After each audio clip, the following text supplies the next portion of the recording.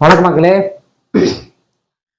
இந்த வாரம் வெளிவந்த பஞ்ச் ஆஃப் மூவிஸ்ல மற்றும் ஒரு திரைப்படம் வந்து நம்ம வெங்கட் பிரபு அவர்கள் தயாரிப்புல அறிமுக இயக்குனர்னு சொல்லலாம். ஆல்ரெடி தெரிந்த முகம்தான். நம்ம மீசை முறுக்கு படத்துல வந்து ஆனந்த் அவர்களின் இயக்கத்துல நடிப்புல வெளிவந்திருக்கிற நண்பன் ஒருவன் வந்த பிறகு இந்த படத்துக்கு ஒரு ஏகப்பட்ட ஹைப் இருக்குன்னு சொல்லலாம். ஏகப்பட்ட ப்ரொமோஷன் பண்ணாங்க. படம் அறிவித்த மூமெண்ட்ல இருந்து படம் ரிலீஸ் ஆகி இன்னைக்கு வரைக்குமே ப்ரொமோஷன்ன்றது ஒரு மிகப்பெரிய ஹைப்ல போயிட்டு இருக்கு. ஸோ அதுக்கு எல்லாத்துக்கும் இந்த படம் வேர்த்தா, பார்க்க முடியுமா, பார்க்க கூடுமா, ஒரு ஃப்ரெண்ட்ஸோட ஜாலியாக பார்க்குற படமா, இந்த மாதிரி ஏகப்பட்ட விஷயங்கள் தான் நம்ம இந்த ஷோவில் பார்க்க போகிறோம். ஸோ வாங்க ஷோக்குள்ள போகலாம். இது நிமிஷம் ரீல் அந்த போச்சு. நண்பன் ஒருவன் வந்த பிறகு ஃப்ரெண்ட்ஷிப் டே வாரத்தில் ரிலீஸ் ஆன ஒரு ஃப்ரெண்ட்ஷிப் மூவி அப்படி சொல்லலாமா, இல்லை மிடில் கிளாஸ் பாய்ஸ்க்காக சமர்ப்பிக்கப்பட்ட ஒரு மிடில் கிளாஸ் ஃபேமிலி ஓரியன்டான மூவி, இல்லை கஷ்டப்பட்டுட்டு இருக்கிற பசங்க வாழ்க்கையில கண்டிப்பா சக்சஸ் வரும்னு ஒரு மோட்டிவேட்டிங் மூவி இதை சொல்லலாமா, இல்லை ஜாலியா ஒரு வீக்கெண்ட்ல ஃப்ரெண்ட்ஸோட ஃபேமிலியோட போய் என்ஜாய் பண்ணக்கூட மூவி இப்படி சொல்லலாமா? இந்த மாதிரி ஏகப்பட்ட குழப்பத்தோட தான் இந்த படத்தை வந்து நம்ம டேக்லைன் பண்ணணும். இந்த படத்தோட ஒன்லைன் என்னன்னு பார்த்தீங்க அப்படின்னா, நான் இந்த நாளத்துல நான் சொன்னது தான். ஒரு மிடில் கிளாஸ் பாய், அவனுக்கு சின்ன வயசுலேருந்து இருக்கிற ஒரு ஃப்ரெண்ட்ஸ் கேங்.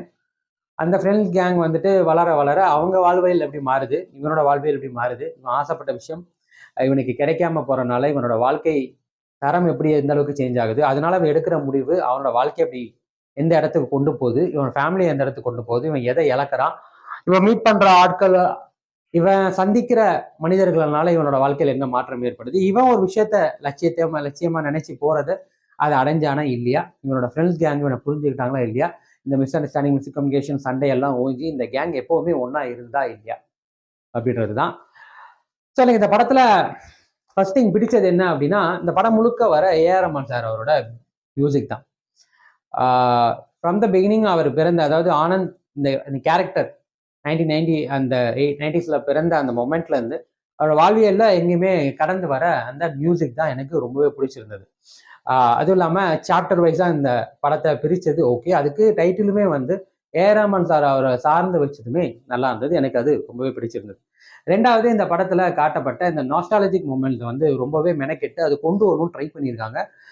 90s இருந்த விஷயங்கள், 7 ஸ்டோனாக இருக்கட்டும், அந்த காலனி லைஃபாக இருக்கட்டும், ஸ்கூல் டேஸாக இருக்கட்டும், இது எல்லாமே வந்து ஓரளவுக்கு அதை ரீக்ரியேட் பண்ண ட்ரை பண்ணியிருக்காங்க. அதை ஓரளவுக்கு கொடுத்து இருக்காங்கன்னே சொல்லலாம்.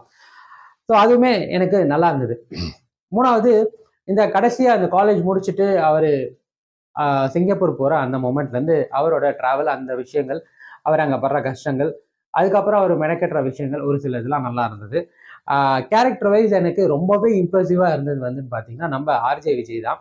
இதுக்கு முன்னாடி டான் படத்துல ஒரு சின்ன ரோல்ல காமெடியா வந்து போன இடத்துலையுமே ரொம்பவே நல்லா பண்ணியிருந்தாரு. இதுக்கு முன்னாடி படங்கள்ல பண்ணமே நல்லா இருந்தது. பட் இதுல கொஞ்சம் பெரிய கேரக்டர்னே சொல்லலாம். ஒரு ஆனந்துக்கு வந்துட்டு ரொம்பவே க்ளோஸ் ஃப்ரெண்டா ஒரு கேரக்டர் நல்லாவே பண்ணியிருந்தாரு. எந்த இடத்துலையுமே வந்து குறைய சொல்லலை. அதுவும் ப்ரீ இன்டர்வல் ஆரம்பிச்சு அந்த இன்டர்வல் கிளைமேக்ஸ், அந்த இன்டர்வல் போர்ஷன்லாம் ரொம்பவே எமோஷ்னலா இருந்தது. ஆனந்தையும் தாண்டி அந்த ஃப்ரெண்ட்ஸ் கேங்கோட ஆக்டிங், நாட் ஓன்லி விஜய், மற்ற பேரோட ஆக்டிங்குமே ரொம்பவே வந்து டச்சிங்காக இருந்தது. எல்லாருக்குமே எமோஷனலாக ஒரு மாதிரி கண்ணீர் வர வைக்கிற அளவுக்கு அந்த நடிப்பு இருந்ததுன்னு சொல்லலாம். ஸோ அவங்களோட ஆக்டிங் பெர்ஃபார்மன்ஸ் நல்லாவே இருந்தது. ஆனந்துமே வந்துட்டு படத்தோட அந்த ப்ரீ கிளைமேக்ஸ்க்கு முன்னாடிலேருந்து அவர் ஒரு சிங்கப்பூர்ல ஒரு இழப்பை ஏற்பட்டதுக்கு அப்புறம் ஒரு ஆக்டிங் ஓரளவுக்கு அப்பதான் அந்த கேரக்டராகவே பொருந்தினாரு. அதுக்கப்புறம் அவரோட கேரக்டர், அந்த ஆக்டிங் பெர்ஃபார்மன்ஸ்லாம் ரொம்பவே நல்லா இருந்தது. ஒரு நடிகரா அதுக்கப்புறம் தான் அவருக்கு நம்ம ஆனந்தா அவரை பொருத்தி பார்க்க முடியுது. அந்த கேரக்டராகவே நம்மளால ஏத்துக்கிற அளவுக்கு அப்புறம் தான் பெர்ஃபார்மன்ஸே ஆரம்பிச்சதுன்னு சொல்லலாம். ஸோ இது எல்லாமே எனக்கு நல்லா இருந்தது. விஷுவலி படம் பார்க்குறப்போ ஒரு ஆனந்தம், அந்த 90s அந்த டைம்ல இருந்த விஷுவல்ஸாக இருக்கட்டும், அதுக்கப்புறம் சிங்கப்பூர்ல காட்டப்பட்ட அந்த பிரம்மாண்டமா இருக்கட்டும், அதோட விஷுவல்ஸா இருக்கட்டும், எல்லா இடத்துலையுமே வந்து விஷுவல்ஸா பார்க்குறப்போ சினிமாட்டோகிராஃபி சூப்பராகவே இருந்ததுன்னு சொல்லலாம். ஸோ என்ன இன்னும் பெட்டரா பண்ணியிருக்கலாம், இந்த படத்துல வந்து ஏஆர் ரஹ்மான் சார் வந்து ஒரு பார்ட்டாவே வராரு. ஸோ ஒரு இசையமைப்பாளரை இதுல ஒரு பார்ட்டா வைக்கிறாங்க அப்படின்னா அவரோட இசைக்கு நிகரா போடணும்னு இல்லை, பட் அந்த இசைக்கு ஓரளவுக்காவது மேட்சிங்கா ஒரு ஃப்ரெஷ்ஷா ஒரு பாட்டெல்லாம் நல்லா வைப் ஆகிற அளவுக்கு இருந்திருக்கணும். ஸோ மியூசிக்ல இவங்க இன்னும் கான்சன்ட்ரேட் பண்ணியிருக்கலாம் அப்படின்றது என்னோட எண்ணம்.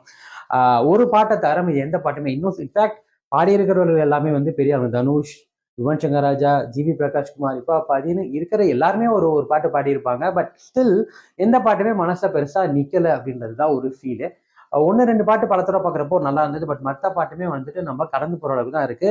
நான் சொன்ன மாதிரி ரஹ்மான் சாரோட மியூசிக் வரப்போ இருக்கிற வைப் படத்துல பாடல்கள் கேட்குறப்போ இல்லை. அது ஒரு வருத்தம். அதை இன்னும் பெட்டரா பண்ணியிருக்கலாம்.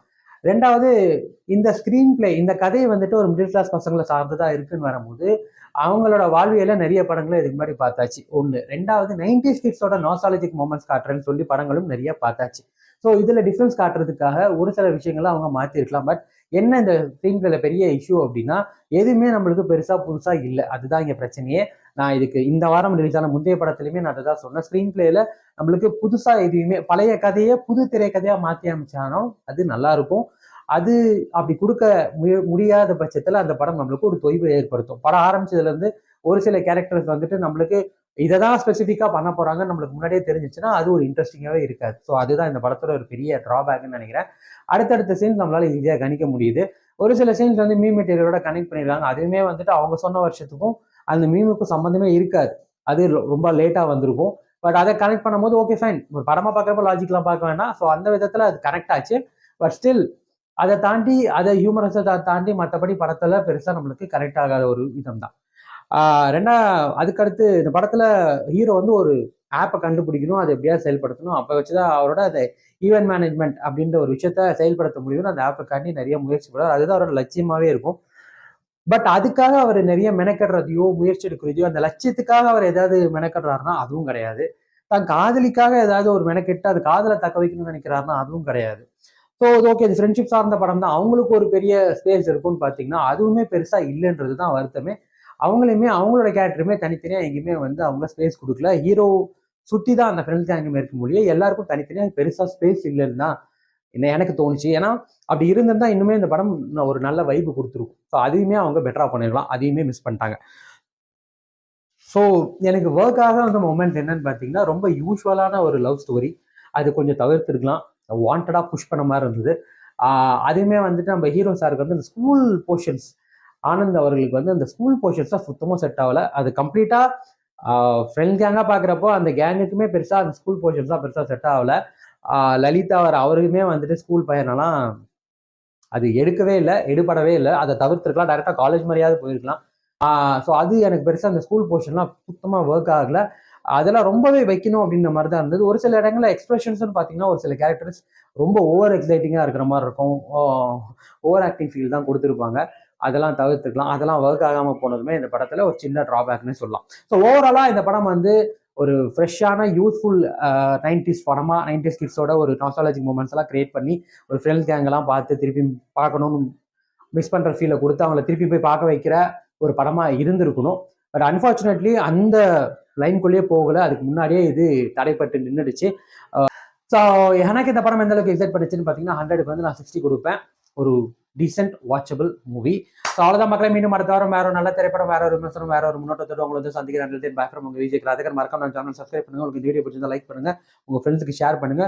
இன்னும் என்ன பெட்டரா பண்ணலான்றத கமெண்ட் செக்ஷன்ல சொல்லுங்க.